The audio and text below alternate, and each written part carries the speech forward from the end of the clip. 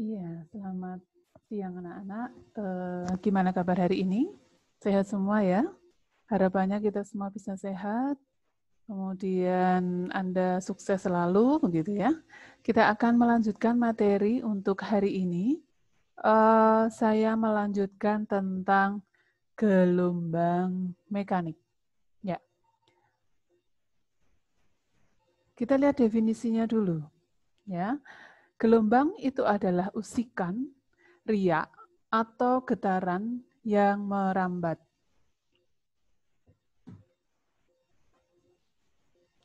Nah, gelombang memindahkan energi dari satu tempat ke tempat yang lain, ya.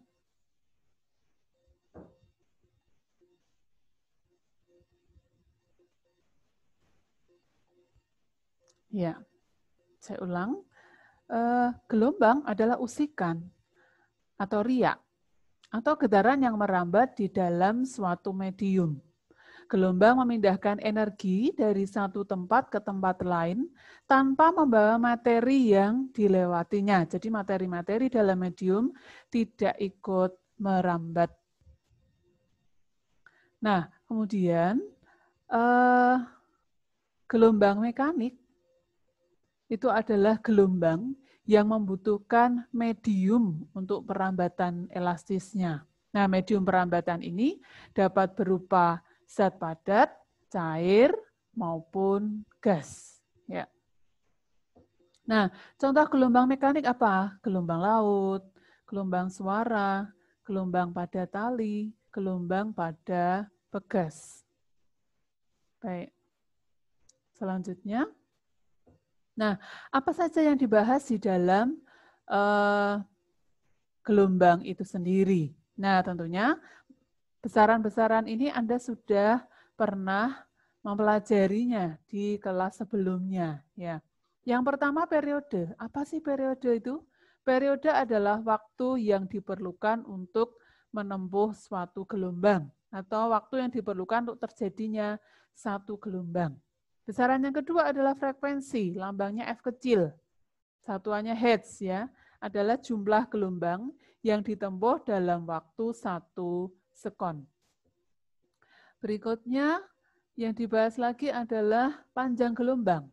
Panjang gelombang atau lambda, satuannya meter, itu adalah jarak yang ditempuh gelombang dalam waktu 1 periode. Kemudian besaran yang dibahas berikutnya adalah cepat rambat gelombang atau V, ya. Satuannya meter per sekon, adalah hasil bagi antara panjang gelombang lambda dengan periode, jadi lambda per T. Atau hasil kali antara panjang gelombang dengan frekuensi, berarti V bisa lambda kali F. Ya, jadi T hubungannya adalah T seper F. F seper T ya. Jadi V bisa lambda per T, bisa lambda kali F. Periode itu satuannya sekon, frekuensi satuannya hertz. Cepat rambat satuannya meter per sekon, panjang gelombang satuannya meter. Nah, kemudian kalau kita mau menggambarkan gelombang berjalan, bentuknya seperti ini. Ya. Jadi kita menggambarkan sebuah gelombang itu terdiri dari satu bukit ya dan satu lembah. Nah, puncaknya bukit itu disebut amplitudo. Jadi amplitudo itu jarak ini dari sumbu X ke puncak gelombang, itu amplitudo. Ya, simpangan tertinggi, simpangan maksimum. Nah, sedangkan yang namanya panjang gelombang adalah jarak satu gelombang. Jadi bisa dari O sampai ke sini. Bisa juga kalau dari puncak ke puncak gelombang. Itu lambda, satu gelombang. Ya. Nah, kemudian untuk gelombang itu dibagi menjadi beberapa. Yang pertama kita bahas adalah gelombang berjalan. Gelombang berjalan itu nanti akan dinyatakan dengan persamaan.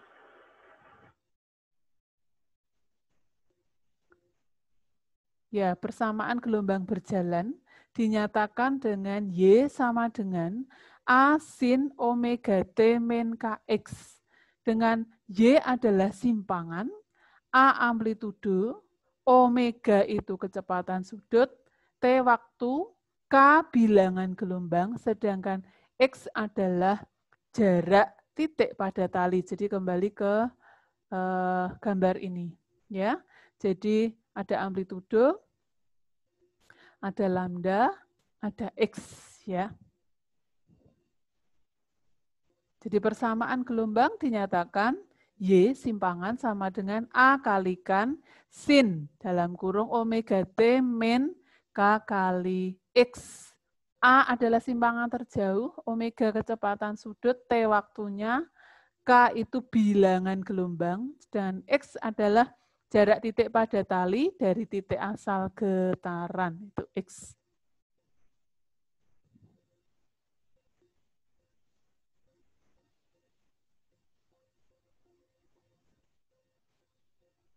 Kemudian perjanjian tanda di dalam persamaan gelombang. Tanda positif menyatakan sinus gelombang berjalan yang merambat ke kiri. Jadi kalau K-nya, ketentuannya kalau bertanda positif K-nya, maka sinus gelombang berjalan merambatnya ke kiri. Sedangkan kalau bertanda negatif, maka sinus gelombang berjalan merambat ke kanan. Perjanjian tandanya gitu.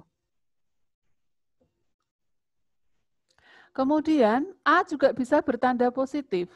A bertanda positif artinya getarannya naik ke atas, ya. Kemudian A bertanda negatif kalau gelombangnya bergerak ke bawah. Ya. Kita lihat soal ini. Ya. Untuk soal ini diketahui Y sama dengan 0,3 sin 0,3 pi dalam kurung 50T dikurangi X, ya. Nah, dari persamaan ini kita bisa lihat ini apa? Oh, ini amplitudonya karena persamaan gelombang berjalan adalah Y sama dengan A sin omega T min Kx. Nah, persamaan ini nanti bisa dikembalikan ke persamaan gelombang berjalan dengan cara ini kali ke sana 0,4 pi kali 50T berapa? Lalu 0,4 pi kali min X berapa. Nah, dari situ Anda nanti bisa hitung arah perambatan gelombang kemana. Kalau dia bertanda positif kemana, kalau bertanda negatif kemana. Ya. Jadi ada perjanjian tanda. Amplitudo gelombang yang mana? Oh ini. Nah, satuannya dalam apa? Lihat ke soal, oh X dan Y dalam senti. Maka amplitudonya 0,3 senti, seperti itu. Kemudian frekuensi gelombang bisa dilihat dari omeganya. Ini nanti dikalikan dulu ya. 0,4 pi kali 50T berapa? Oh, 20 pi T. Berarti omeganya 20 pi. Omeganya 20 pi, frekuensinya bisa dihitung ya. Kemudian D, panjang gelombangnya berapa? Dari omega bisa dihitung. Cepat rambatnya berapa? Kalau panjang gelombang dan frekuensinya bisa dihitung, cepat rambatnya bisa dihitung. Kemudian bilangan gelombangnya, nilai K-nya berapa? Nah, bisa dihitung juga. Kemudian berikutnya. Nah, soal nomor 2, titik O merupakan sumber bunyi yang bergetar terus-menerus, sehingga menghasilkan gelombang berjalan ke arah kanan dari O ke P dengan cepat rambat 10 meter per sekon, amplitudonya 2 cm, dan frekuensinya 20 Hz. Gelombang itu melalui titik P yang berjarak 2 meter dari O. Berarti ini apanya? Nah, dari sini bisa diketahui cepat rambat gelombang berarti V-nya. Amplitudo berarti A-nya, frekuensi berarti F-nya, dan gelombang itu melalui titik P yang berjarak 2 meter dari O, berarti ini X-nya. Jika O telah bergetar selama 1/4 sekon, berarti T kecil. Ini ya. Dan arah gerak pertamanya ke atas, berarti amplitudonya positif. Tentukan simpangan titik P pada saat itu, berarti mencari nilai Y. Gitu ya. Berikutnya. Soal nomor 3. Sebuah gelombang merambat ke arah kanan dari sumber A ke B dengan kecepatan 45 meter per sekon, berarti ini V-nya. Frekuensinya 15 Hz, berarti F-nya. Dan amplitudonya 10 cm, berarti A.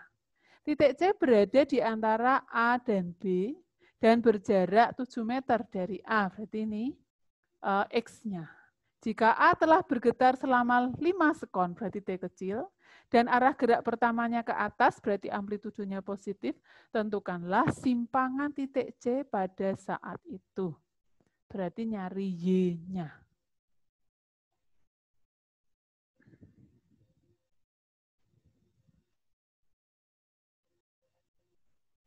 Satu soal lagi. Ya. Sebuah gelombang merambat ke kanan dengan kecepatan 20 meter per sekon, berarti ini V-nya. Frekuensinya 100 Hz, berarti F-nya. Amplitudenya 50 cm, berarti A-nya. Jika arah gerak pertama ke atas, berarti amplitudenya positif, tentukanlah persamaan umum gelombang. Ya, jadi 4 soal ini nanti tolong dikerjakan dulu. Saya akan beri waktu, nanti kita akan bahas bersama di grup ya, sehingga saya memberi kesempatan pada anak-anak semua untuk aktif di dalam pembelajaran di grup. Saya kira cukup sekian yang bisa saya sampaikan. Kita lebih banyak nanti ke pembahasan soal. Selamat belajar, Tuhan memberkati.